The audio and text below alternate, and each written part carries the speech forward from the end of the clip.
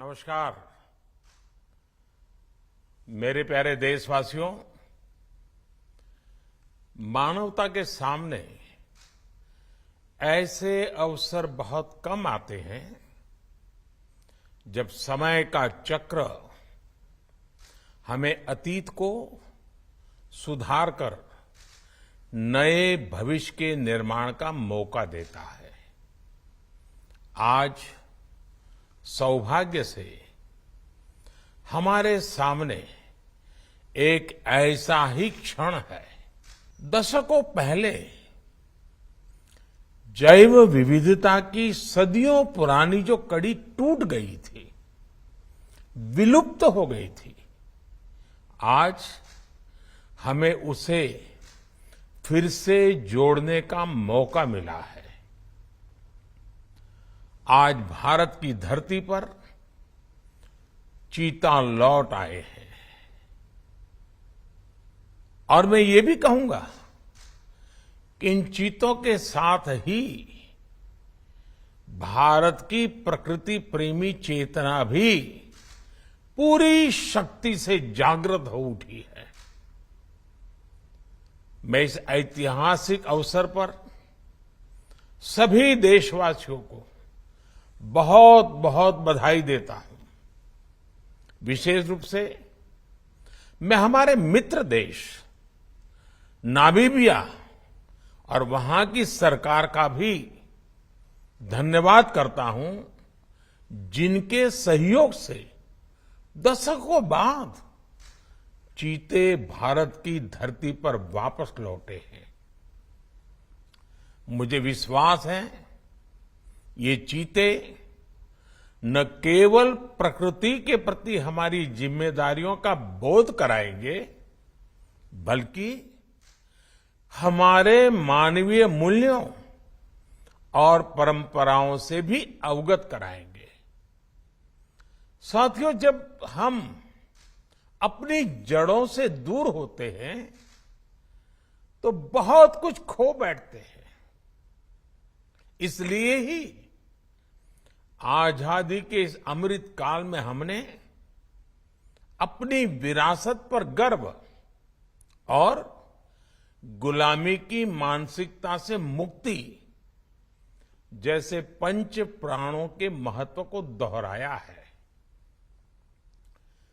पिछली सदियों में हमने वो समय भी देखा है जब प्रकृति के दोहन को शक्ति प्रदर्शन और आधुनिकता का प्रतीक मान लिया गया था।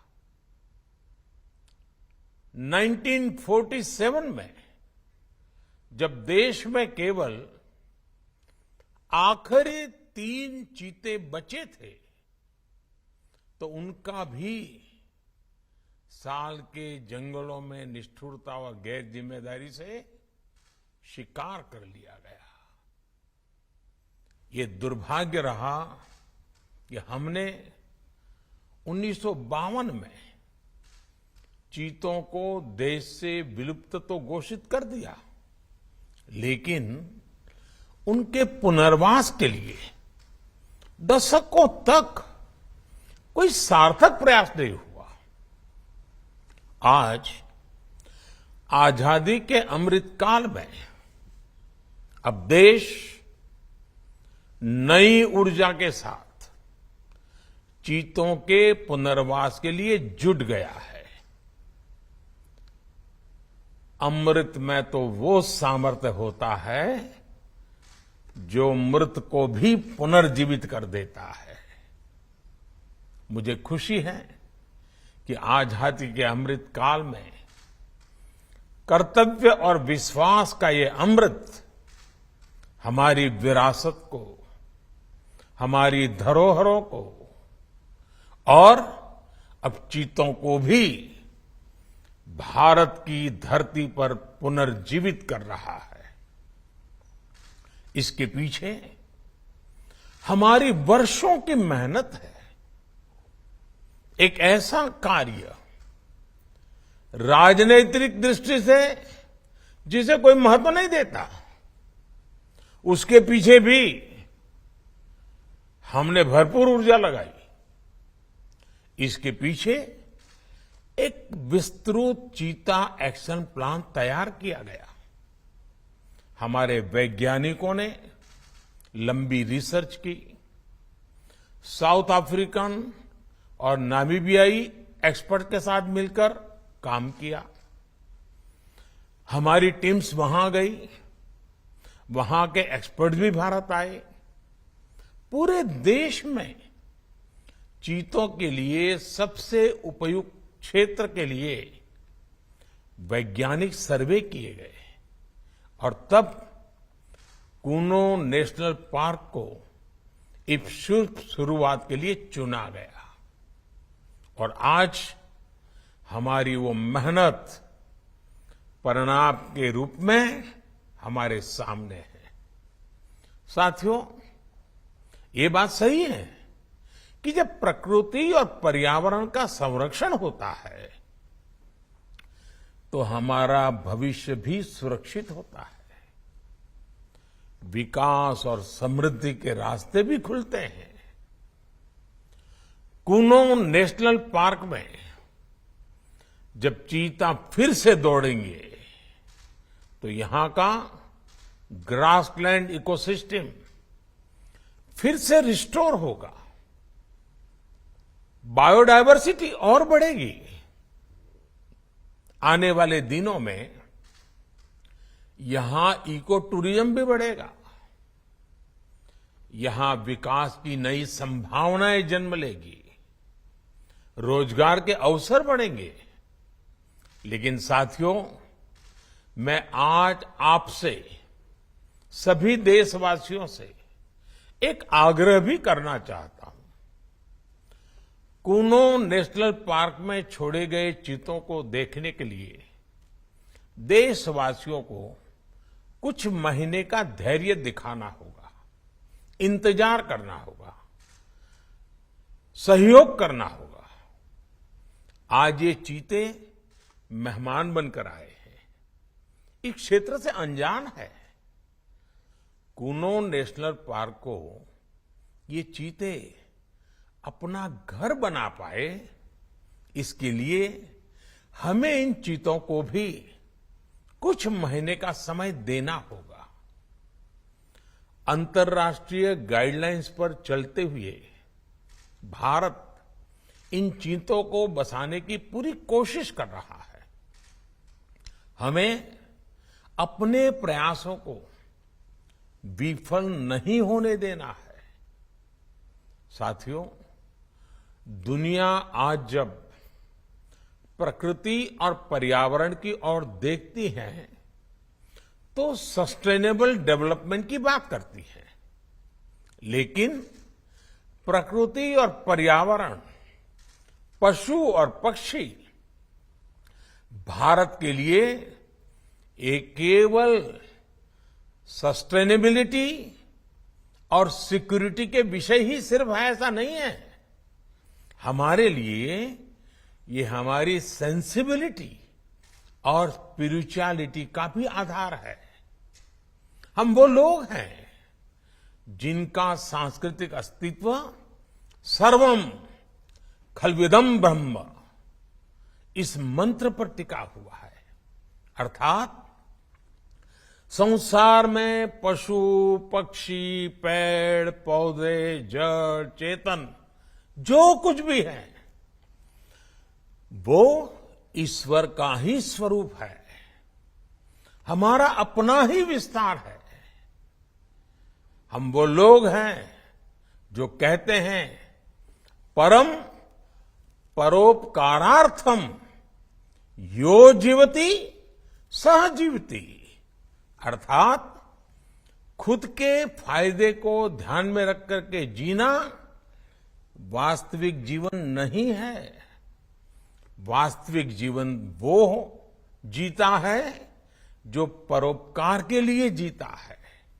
इसलिए हम जब खुद भोजन करते हैं उसके पहले पशु पक्षियों के लिए अन्न निकालते हैं। हमारे आसपास रहने वाले छोटे से छोटे जीव की भी चिंता करना हमें सिखाया जाता है, बचपन से सिखाया जाता है। हमारे संस्कार ऐसे हैं कि कहीं अकारण किसी जीव का जीवन चला जाए तो हम अपराध बोध से भर जाते हैं। फिर किसी पूरी जीवित जाति का अस्तित्व ही अगर हमारी वजह से मिट जाए, ये हमें कैसे स्वीकार हो सकता है? आप सोचिए, हमारे यहां कितने ही बच्चों को ये पता तक नहीं होता है कि जिस चीता के बारे में सुनकर वो बड़े हो रहे हैं, वो उनके देश से पिछली शताब्दी में ही लुप्त हो चुके हैं। आज अफ्रीका के कुछ देशों में और ईरान में चीता पाए जाते हैं, लेकिन भारत का नाम उस लिस्ट से बहुत पहले हटा दिया गया था। आने वाले वर्षों में बच्चों को इस विडंबना से नहीं गुजरना पड़ेगा। मुझे विश्वास है वो चीता को अपने ही देश में कूनो नेशनल पार्क में दौड़ता देख पाएंगे। चीता के जरिए आज हमारे जंगल और जीवन, उसका एक बड़ा शून्य भर रहा है। साथियों, आज 21वीं सदी का भारत पूरी दुनिया को संदेश दे रहा है कि इकोनॉमी और इकोलॉजी कोई विरोधाभासी क्षेत्र नहीं है। पर्यावरण की रक्षा के साथ ही देश की प्रगति भी हो सकती है। ये भारत ने दुनिया को करके दिखाया है। आज एक और हम विश्व की तेजी से बढ़ती अर्थव्यवस्था में शामिल है, तो साथ ही देश के वन क्षेत्रों का विस्तार भी तेजी से हो रहा है। साथियों, 2014 में हमारी सरकार बनने के बाद से देश में करीब करीब